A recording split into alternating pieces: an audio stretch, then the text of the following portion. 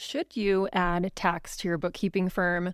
In this episode today, I'm sitting down with Nick Cobos of Saga Accounting, and we chat through how he's built his firm with tax and bookkeeping and the pros and cons to both. It's a really wonderful conversation, and I can't wait for you to listen. So if you've ever had the passing thought of, should I add tax to my bookkeeping firm, or should I add bookkeeping to my tax firm? This is the episode for you. And even if that isn't a question that you've asked, we dive into lots of different things, from starting out your bookkeeping business, how to get your first clients, all the way to delegating and everything in between. So let's dive right in. Welcome to the Ambitious Bookkeeper Podcast. Hey, Nick, welcome to the Ambitious Bookkeeper Podcast. How are you today? Oh, I'm doing well. How are you? Excited to be Pretty good. here. Yeah, I'm super stoked too. So, give our listener a little background on who you are and how you got into this wonderful world of accounting we're in. Yeah, for sure. So I'm Nick Cobos, and my accounting firm is called Saga Accounting Solutions. We're based out of Pinehurst, North Carolina, which probably doesn't mean anything to anybody unless you follow golf. It's a little golf town here in rural North Carolina. So yeah, I got into accounting completely by accident. I was an Army officer, so I graduated from college, went and was an infantry officer in the Army for close to 6 years, and had nothing to do with accounting. So towards the end of my time in the Army, I did a lot of things that were accounting adjacent. So managing inventory, a lot of spreadsheets, but nothing that was debits and credits, like truly accounting. Tangential skills, we'll say. About a year out from getting out of the Army, I'm like, okay, what do I want to do next? And while I was in the Army, I had done some real estate deals. So bought some kind of distressed properties, renovated them, and turned them into rentals. And I had done my own bookkeeping for that, but it wasn't something I considered like a skill, right? It was just something, I kind of had a little bit of experience there.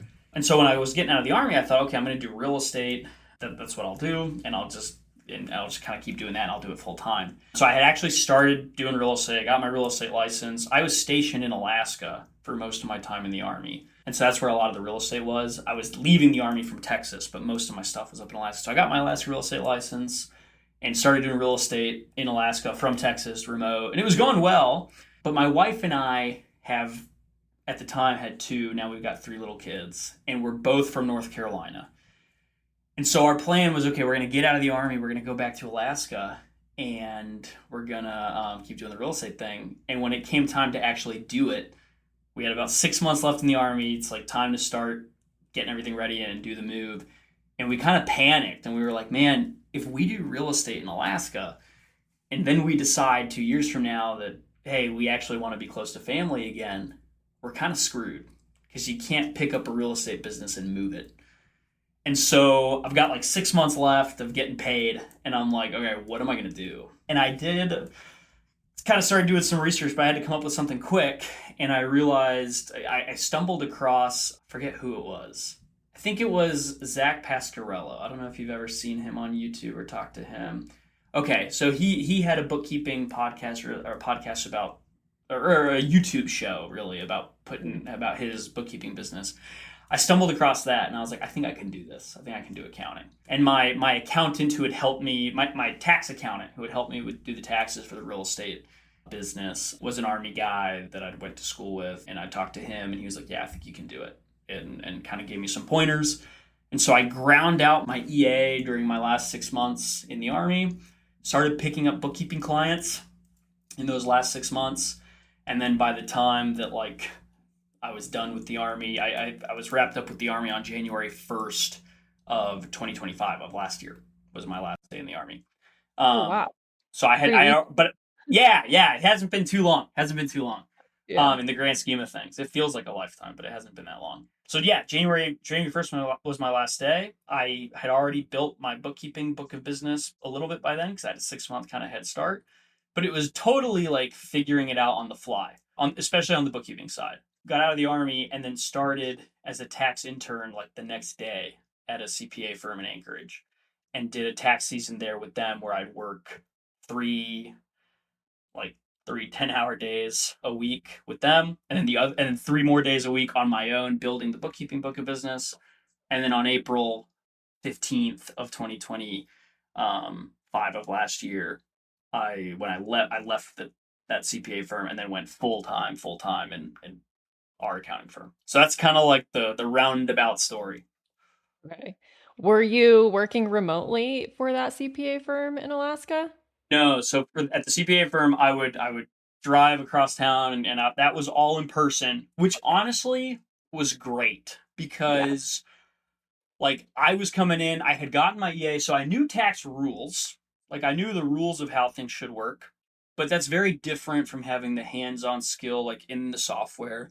And it Mhm. was invaluable being able to, just walk over to the senior like two desks over and be like, "Hey, how do I do this?" That's also I think invaluable for bookkeeping too. But bookkeeping I was more comfortable kind of learning on my own on the bookkeeping side just because Mhm. most things aren't super time sensitive. There's no deadline, right? We want to Right. close months and stuff, but you can go if something gets messed up, you can go back and fix it. It's not super high, you know, Stakes. deadline stress. Yeah, right. It's not super high stakes usually, right? Payroll can be, but yeah, for the most part, it's easier to kind of DIY. The tax, I was really grateful to have had that kind of in person experience, and definitely couldn't imagine. Probably wouldn't be doing tax if I hadn't had that in person experience. Yeah. Yeah, there's some blessings about remote work, but there's also some pitfalls like for people who are coming up right Yeah. now without the ability to be in office. Like if you have the chance to do that, I say do it because you're going to learn everything so much faster. Yeah, yeah. So But if you're a beginner out there, like go get an in-person job and you'll learn a lot faster and then you can take that and run with it in your own firm. no, for sure. But I will say, I mean, the reason I got into accounting to begin with was because I needed something that was going to be fully remote. And Yeah. it ended up working out because my wife and I, when we went back to Alaska, got out of the army, a few months later found out we're having our third kid. And it was like, oh, yep. But it's sooner than we'd expected. We're going back to North Carolina, right? So like if I had stuck with real estate or if I had stuck with something that wasn't remote capable, I would have been screwed. And that to me is one of the big. I'm so passionate about. I talk to like all these different accounting firm owners that I talk to. Like it's such a great time to be in accounting because Yeah. it's a high margin business. The cost of entry, the barriers to entry are low. I mean, you need a desk and a computer and internet connection. Yeah. You just need You the can do knowledge. it remote. Yeah, right. You need the skills, right? But you can do it from anywhere, and so it makes it so cool.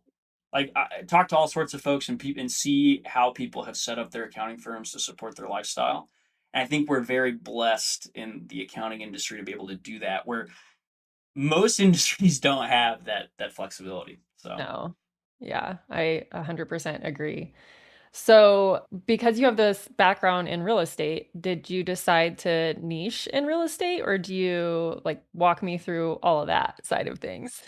that would have been a logical choice, and we definitely have a significant amount of real estate clients. I at the beginning when I first started, there was no niche. It was like I need clients because in 6 months my salary goes away, and I'm just gonna take whatever work I can get. Plus, like I didn't have like a lot of technical experience, but what I did find was my army experience was all in operations. Like I was a mid level manager my entire time in the army, so managing like dudes and trucks and equipment.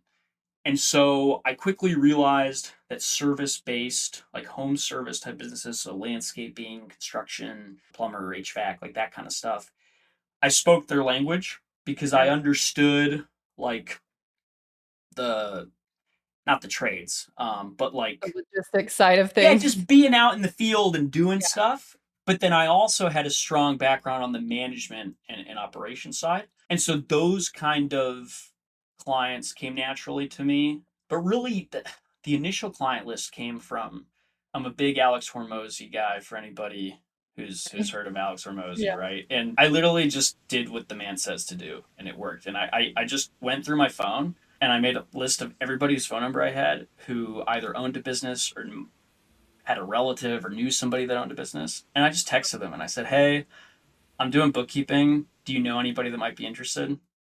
And that's how I got my first clients, and they just kind of were what they were, and then it kind of evolved from there.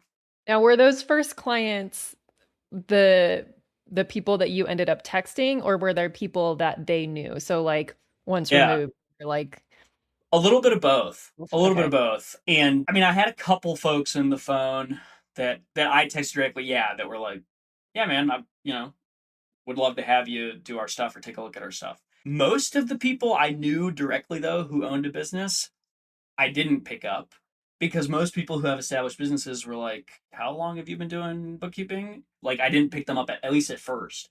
So I did get a couple, but most of the leads I got initially, I think, were like one or two orders removed, where I'm texting somebody whose dad owns a whatever business, and I'm like, "Hey, do you know anybody?" And they maybe said, "Oh yeah, my dad," or like, not my dad, but my dad has a friend, Hmm. whatever. And that's where we got the first ones. And then over time, like, people who I texted and initially told me no have then trickled back. And so like people that I texted, 2 years ago now Yeah. hit me up and say, "Hey, are you still doing accounting?" Or they see it that now it's like a firm and we got employees and we got a website, right? And so they Google it, and now that it's a little more legit, they come back. So Yeah. That was going to be my next question is like, what do you think is the cause of that? Do you think it's because those people that they had, referred you to or whatever came back and were like, they're amazing, Nick knows his stuff? Or do you think it's their own curiosity of like, checking out what you have going on and being like, oh, okay, now maybe, yeah. no, I definitely think that's part of it, right? I mean, when I started, we had no track. It was just me. There's no we. It was Right. just me, and there was no track record. It was just like people taking a chance on me, right? But there's no Google reviews. There's no testimonials. It's just like a Hmm. guy, right? So that's definitely part of it. I also think a huge part of it for anybody who's getting started was also like my tone or my own self perception of the hardest part of getting started was not like doing the work. For me, it was like sending those texts, like the imposter syndrome of Yeah. saying, "I'm an accountant now." And I didn't come from the accounting background. Maybe folks who have a background already in accounting softens that blow a little. I don't know. I can No. vouch. It doesn't matter. Yeah. So that imposter syndrome for me was brutal. And I definitely think some people, if I feel it, like, other people are going to perceive that I Absolutely. feel it, right? And that's in turn, Absolutely. and especially more established and more sophisticated business owners. Mhm. Like, if you don't believe in yourself, why should some rando believe in you? But the only way you get through that is by doing it and getting the reps. And like, Yeah. you can sit there a million years and think about how to get over the imposter syndrome, and it'll not, like, you just have to do it. And so the more reps you get, yeah, it creates the credibility and the track record that it's a virtuous loop. Yeah. Mhm. Yeah, that's awesome. And I'm assuming that you just deliver an amazing service and that's also part of it. Like it all feeds into it itself basically. Like you get the confidence to talk about it and then you actually deliver the amazing service, then the clients are coming back to you, praising you for it, and then it continues to build your confidence and it just kind of snowballs from there. 100%. 100%. And I think, again, we're very lucky in the accounting space, at least right now, where most of the folks I talk to, and ourselves included, can kind of live off of referrals. We don't have to be, obviously, it's better if you are, but we don't have to be super sophisticated marketers or salespeople because there's such a need for the service that if you just do a good job, yeah, you're gonna get referrals and the business will grow, like, in spite of Yeah, you. Yeah. yeah. Absolutely. I was just having that discussion with my team earlier today. I was like, I don't really try and go out and market. I just wait for people to fall in my lap as referrals. And that's been fine. But I also have established a level of visibility that it feeds into that because if that referral looks me up, there is some activity online and they can kind of gauge it that way too. So I do think that piece is still important. I don't think it's important for a bookkeeper to be posting on Instagram every day. That's true. That's true. And I think you're 100% right If of you like, can, but good good things come to the folks who put themselves out there. And the putting yeah. yourself out there is the scary part, but that's the only way that serendipity can happen is if you put yourself out there. If nobody knows you exist, Yeah. And that's something we're super passionate about, like with the team internally, is one of our core values is delight the client. And it's something we take super seriously because the client experience with an accounting firm, that clients do not, maybe some do, most clients do not understand the work, the output of the work. So we take great pride, and we should take great care in delivering technically correct work, and that's critical. But from the client's perspective, that's not where I mean that might be half the value or a third Right. of the value.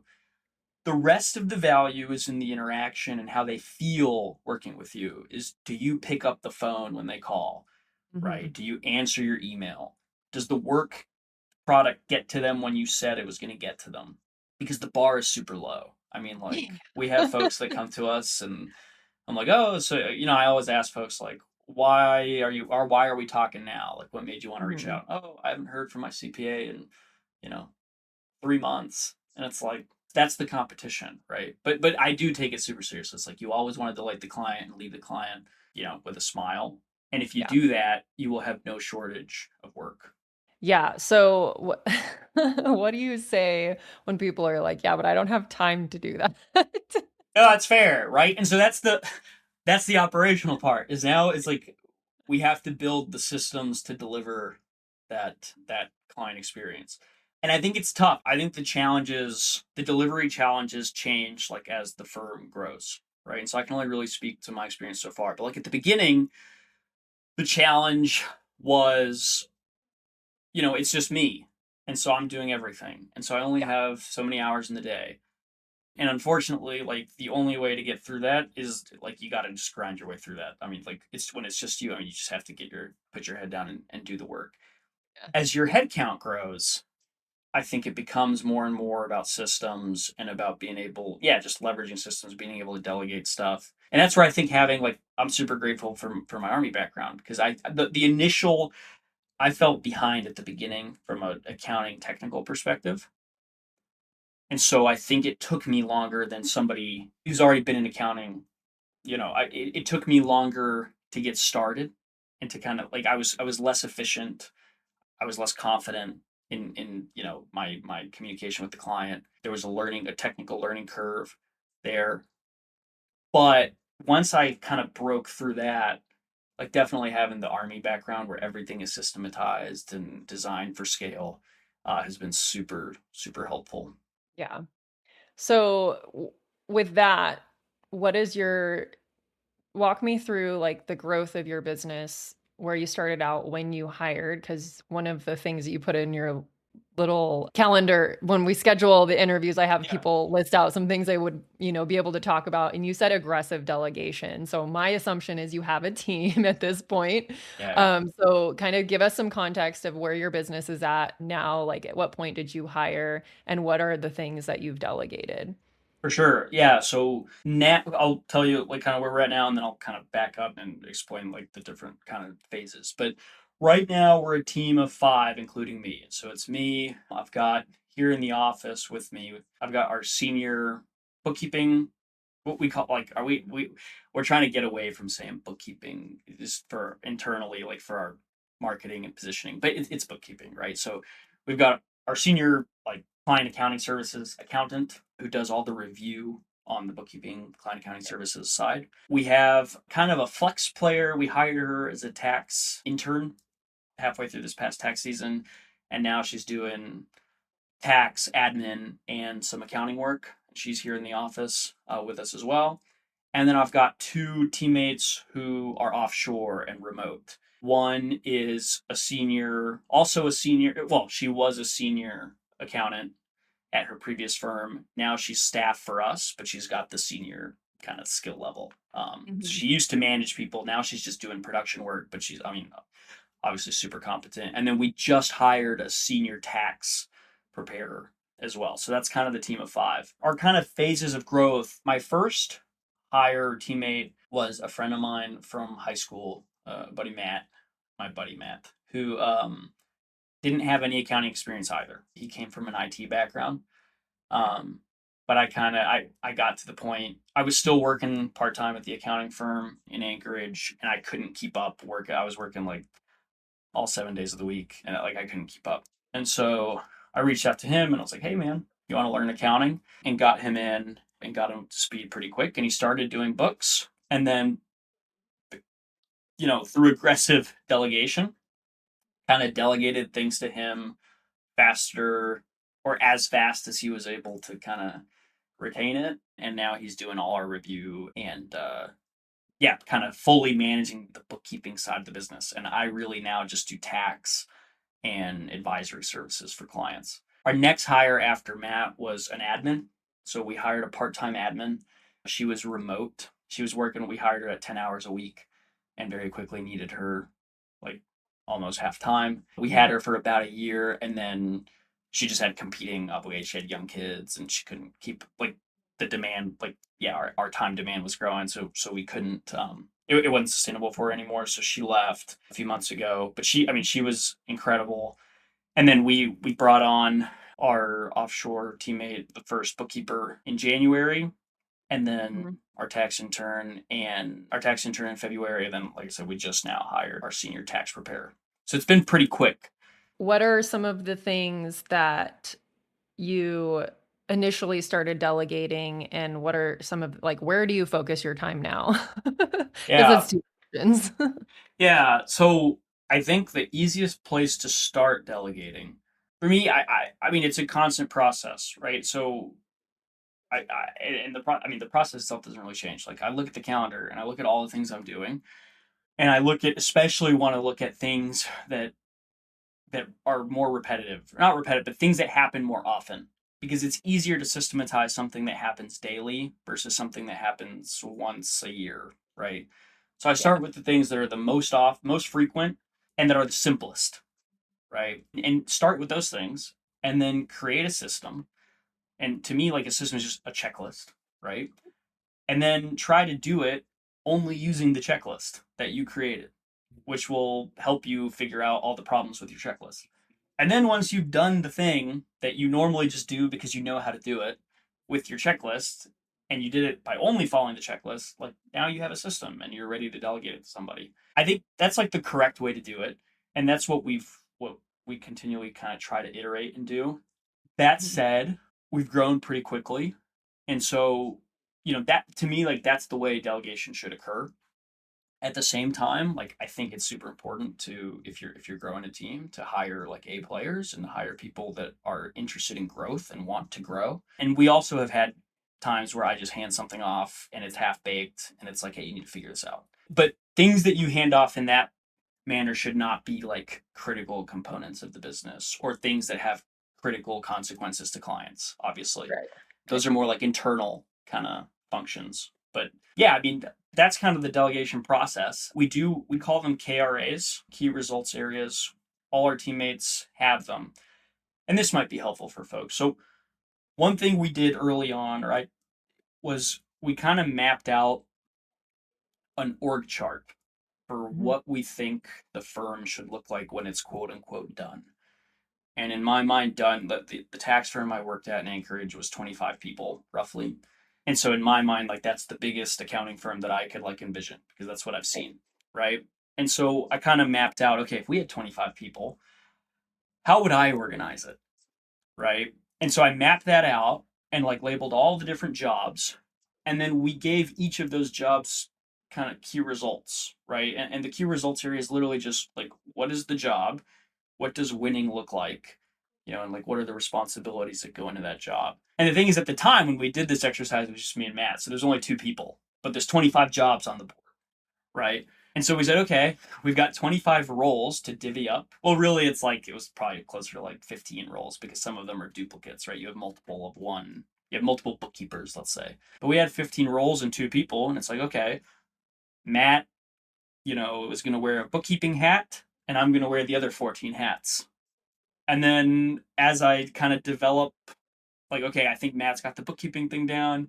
All right, now Matt's going to manage all our IT because he's got an IT background. So he's going to be the IT guy hat. Take that hat on. And then it's like, okay, now Matt knows how to review. He's going to wear the reviewer hat for these clients. and then I'll still review those clients. And then we have an admin, and she's going to wear the admin hat. And so by doing that work up front and building out all these jobs, even though it was me doing them all, building that out up front made it a lot easier to at a high level, right? It's not all the minutia of the day-to-day, but at a high level, plug people in and say, hey, here's your job, right? And then going back to the checklist thing for like all the day-to-day, how you actually execute it. Yeah. Yeah. I love that. The org chart thing is one area that I think people get like a little hung up on because it's like you are doing lots of different roles in your position. So if you're going to map out an org chart, you basically need to separate out those roles instead of having it like one person. So Right. the way that you described it was really awesome. Maybe we can do some visuals on that for the podcast, for the YouTube video. Somewhere I've got a picture of like the first one I did, which is like my handwriting is like third grade level handwriting. It's like a bunch of Perfect. chicken scratch, but yeah. But yeah, so you may have already said this, but remind me, is Matt still, because you guys have the podcast between two firms, is he still, part of the firm? Is he, Yeah. okay, is he doing his own thing? Okay, cool. So Yeah, no, he's with us, and like I say, he runs right now. Matt runs the entire client accounting services side of the business, and so I at this point I'm not really involved in the day to day or the month to month of client accounting services. I spend my time doing tax returns, sales, marketing, and then like management, like Yeah. one-on-ones and team meetings and that kind of thing. But yeah, the Matt is kind of running that side, and then I'm still the I run the tax side. But now with our kind of senior tax preparer, the time demand of the tax side is kind of starting to go down, which is good. That's what we needed. Yeah. So. Yeah. Do most of your bookkeeping clients use you guys for tax? What does that split look like? Yeah. So revenue wise, the firm is 45% tax, 55% books, or client accounting services. When I say books, or CAS, or I kind of use them interchangeably. I'm talking month end closes. We don't do payroll, but we do payroll support, which is Right. basically like we're in your gusto and we set it up for you, and then if something breaks, we fix it. But don't Yep. call me on at 3 p.m. on Friday and ask me if I've run payroll, right? So we do that. We'll do bill pay. We'll do for some folks we do bill pay. We do advisory under that hat. That's the only piece of the accounting side of the business that I do still is the advisory calls. And is that Yeah, because they're so like, are your advisory calls with like tax integrated into that tax strategy or all of that's the above? definitely a piece of it. And that's something wonky that just kind of happened that we're now fixing Okay. for this next season. The issue is that like in our business, the accounting, the bookkeeping is on a monthly cadence, Mhm. right? And so we sign annual contracts or engagements, but they bill monthly. And then the tax work is all annual contract, right? And annual kind of battle rhythm. And so what happened was we kind of created this weird thing where we were offering advisory on the bookkeeping side, which was designed more to be like business Operational. advisory. Yeah. Yeah, operational, right? But then I'm also the tax person. And so then we have tax advisory on the tax side, which is like we meet, once or twice a year, we talk taxes, maybe we do a projection. And then those lines got blurred really fast because it's like, oh, I'm paying for bookkeeping advisory and we're on an advisory call and I'm going to ask tax questions, and I'm like, because it's Nick, right? He's going to be answering my question, and so it gets really weird. Like you can't like human Yeah. paywall yourself and be like, no, like I can only answer bookkeeping questions. I can't answer tax. So we're changing the way we structure that to bundle all of that together going Like forward. if you But opt in yes, for advisory, it's both and it's going to be a yeah, high price if you're a tax. right. Yeah. Right. And we're trying to get away really from doing tax for anybody that we don't do books for on the entity side. So specifically like business tax, because business tax really a lot of it just ends up being bookkeeping. Yeah. And folks bring us these dumpster fire books and it's like, hey, do the tax return, and it's not a game that I want to play anymore. So yeah, definitely we're trying to move towards being full service and saying we'll do just books or we'll do books and tax. but we're not going to just do business tax and not do your books. Yeah, absolutely. That's a great boundary to have. Are you doing personal taxes for people that don't have businesses? Yes, and that's also something that we're trying to get away from. Yeah.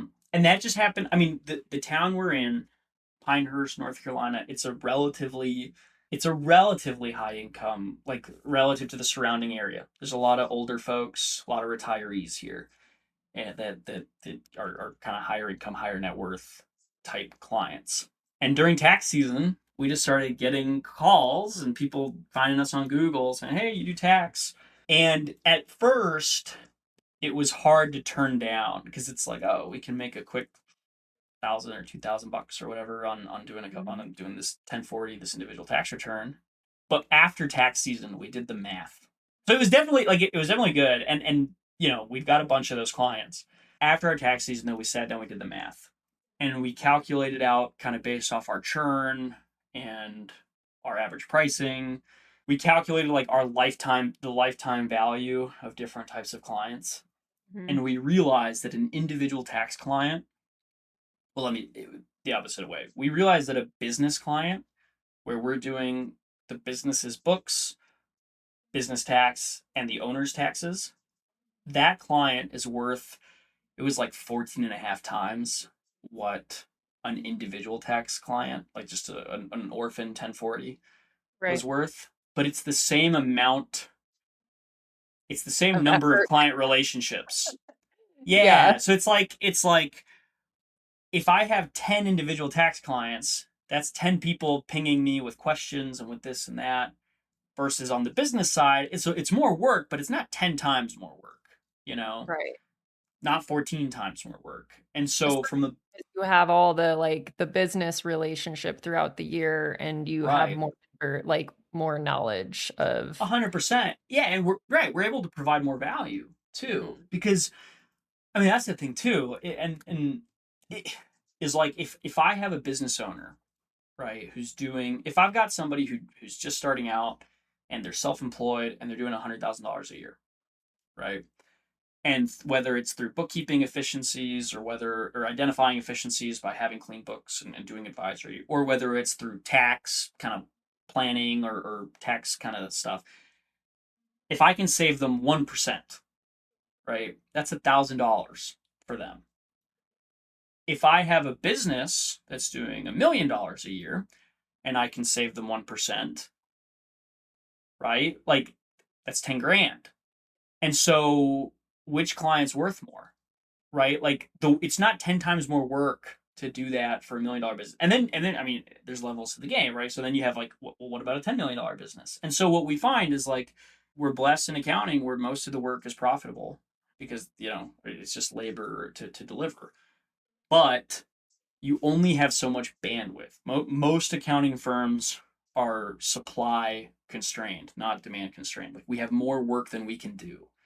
And so when we get to the point where there's more work than we can keep up with, we have two options, which are to grow or to raise prices and focus on the higher value clients. And growth is great, but you can only grow so fast, kind of to the point earlier about like and maintain delegation quality. and right, and maintain quality, right, and your Yeah. brand and your reputation for doing good work. Right. And so that was kind of a big aha moment for us was, hey, like this stuff that comes in the door, like it's great in the short term and but in the long term, it's not the business we want to build.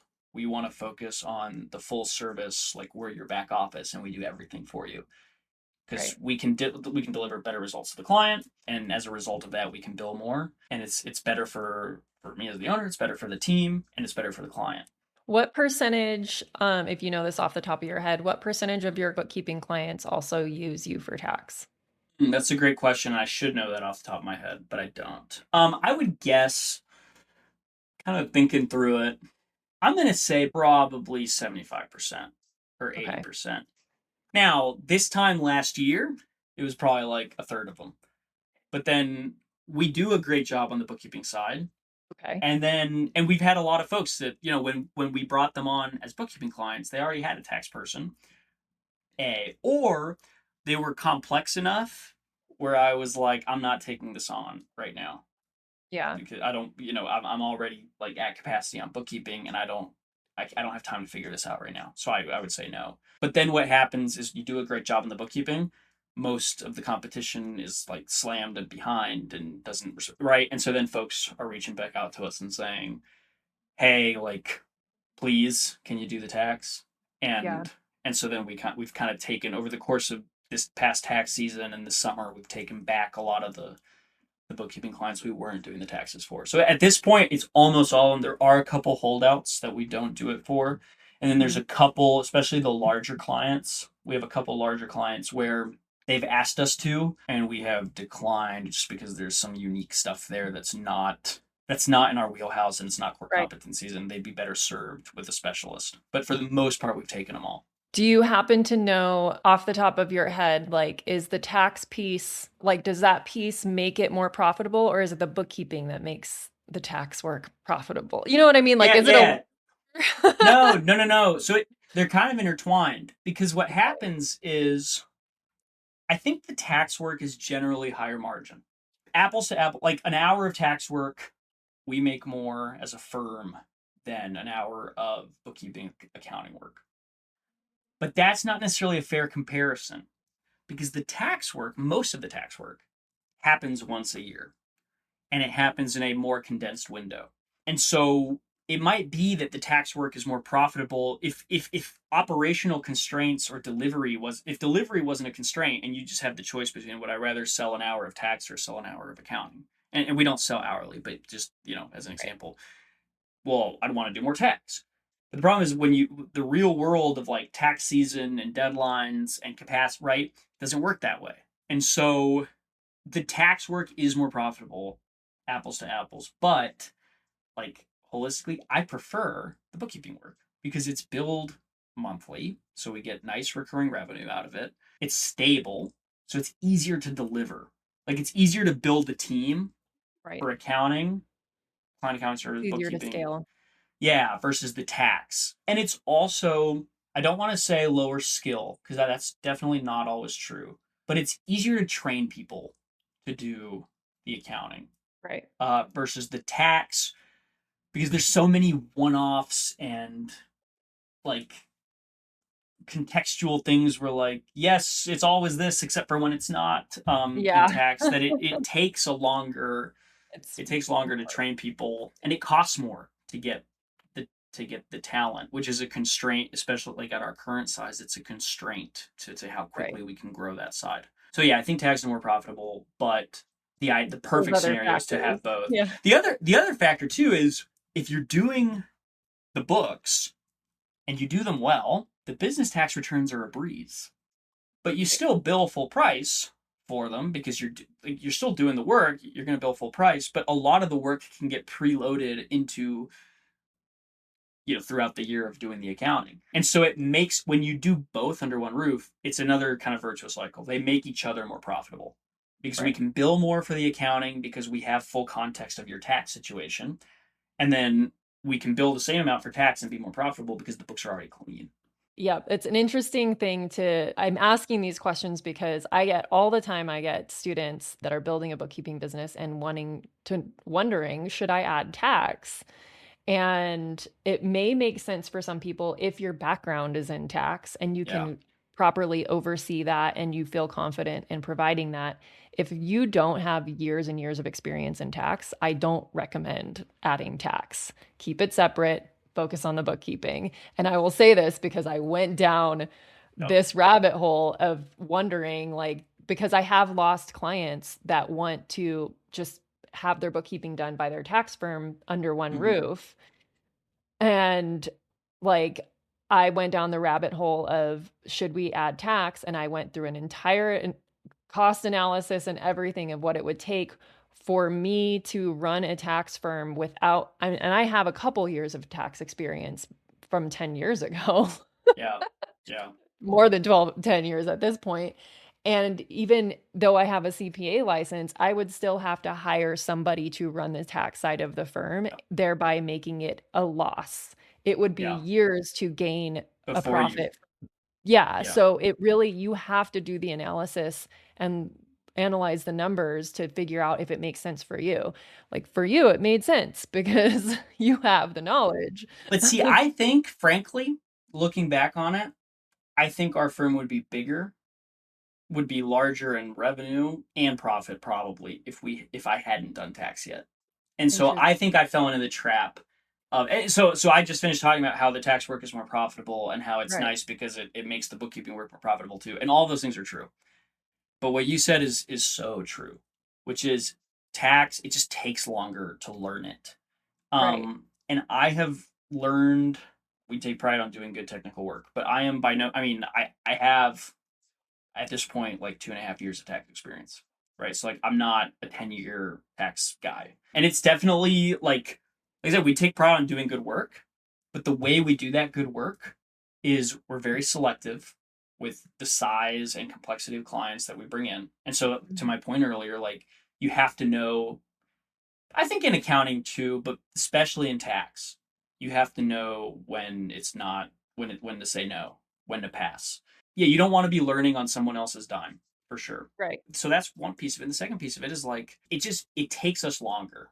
It takes us longer to get projects that somebody who's got 10 years of experience could knock out in 4 hours.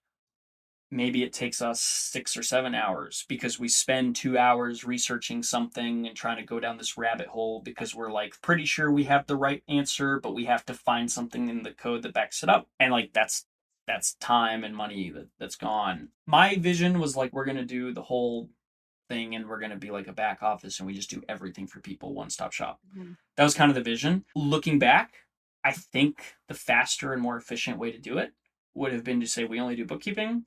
And when we get to $1 million a year of bookkeeping and I've got the margin to just bring on a tax manager, I'll just do that. And I'll never do that. That's frankly what I'm trying to do now. Is like I'm trying to get myself out of tax as fast as possible because again, I think I do a good job. My clients think I do a good job. We've had no issues so far. We take pride in doing good work, but I'm the bottleneck. Yeah. I'm slow. There's definitely people out there that can do the tax better than I can. And I'm trying to get to the point where I can bring one of them in as fast as possible.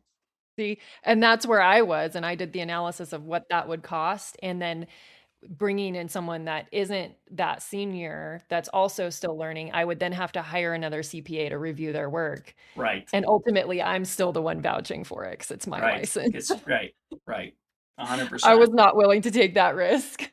Yeah, and there's been a lot of late nights and a lot of like over budget projects because of that. And so for sure, like I totally agree with your advice to folks. I think I wouldn't going back, like if I could talk to myself 2 years ago, I would say just stick to bookkeeping. You can grow a big ass firm just doing client accounting services. You don't need the tax, and then you can buy the tax once you get to that point. It's really two businesses with two separate sets of operational processes, and it's easier to scale one than to try to scale two at the same time. For It sure. And makes I wouldn't even consider touching tax if you don't have tax experience at a tax firm. right. Like not a game you want to play. Definitely not a game you want to play. And I Yeah. think I was on the lower end of the amount of experience you would want to have before doing it. But yeah, for sure. Like I've talked to a couple of folks that are like, "Oh, I'm thinking about getting my EA and starting to do tax," and I'm like, "Don't. Like, go work Just at a focus tax on firm." growing and scaling what's already working. Yeah, And if your bookkeeping firm is not working and that's why you're thinking about adding tax, you have some fix issues to it. fix Yeah, fix first. it first. Right, right, Don't 100%. pile more on. Yeah. Thank you so much for this wonderful conversation. I always start these interviews not knowing where we're going to go, but I love how the conversation developed. I have one kind of like rapid fire question for you that Yeah. just out of curiosity, where did you come up with the name Saga? Like I said, I was still in the Army. I've got 6 months left on payroll before I'm on my own, and I knew I wanted to do my own thing. And so it was very stressful. Like I've got two young kids, and it's like I got 6 months to deliver. And so I literally just went in a room and I put a 20-minute timer on my phone and said at the end of 20 minutes, like I'm gonna have a name for this thing because I could waste 3 days thinking about a name and it just doesn't matter. Nobody cares. And so I sat down with ChatGPT with a 20-minute timer on, and I think I told it like, give me a list of names that are like available in aren't registered in Alaska and have available URLs or domains and aren't trademarked. and meet some other criteria, like for professional services type firms. And it gave me like a list of like 100 things, and I went through it and just picked what I thought was the best one, which was Saga Accounting. So, and then Matt, I happen to be wearing the polo. Matt made our little logo, which people like the logo. Matt did it. And like, I had somebody do it on Fiverr for me, and they gave me like the V1, and then Matt looked at it like, I can make it better, and then came up with it. So yeah, don't spend a lot of time worrying about the name. Like, it just doesn't matter. Go sell if you're starting. The logo, is that a boat ship? It's a Viking ship, and Matt, we were in Alaska at the time, and so Matt put like the Alaska flag, the Big Dipper on the sail. You can't really see it in the. Okay, the sail almost looks like an abacus from here. That's. I'm gonna say that was the intention. I'm gonna say I thought of that, and that was the intention. Yes, it's very deep. It's very deep and meaningful. Yeah. Yeah. Well, thank you so much. That was not what I was expecting. I thought there was going to be some deep hidden meaning to. No, and it's funny you ask, because I've had a ton of people, like literally, I went to a conference a few months ago and I was wearing one of these polos, and I had like 4 people ask me, "Where'd you come up with the name?" And everybody's like, "Oh, okay, like ChatGPT. Oh, nice, you know." You're gonna have that's to the just truth. Make up a different story. Yeah, make up a cooler story for sure. Just keep embellishing it. Well, thank you so much for taking the time to come on the podcast. If someone wants to connect with you, they should definitely go listen to your podcast called Between Two Terms. And where's the best place for anyone to connect with you? Yeah, you can find me on LinkedIn. I think it's Nick Cobos, or maybe Nick Cobos 19. We'll link it in the show notes. Yeah, there you go. So you can find me on LinkedIn. I don't check it as often as I probably should, but I'll check. If you shoot me something on LinkedIn, I'll see it within a week or two. So. Oh, that's better than me. I check mine like once a month, if that.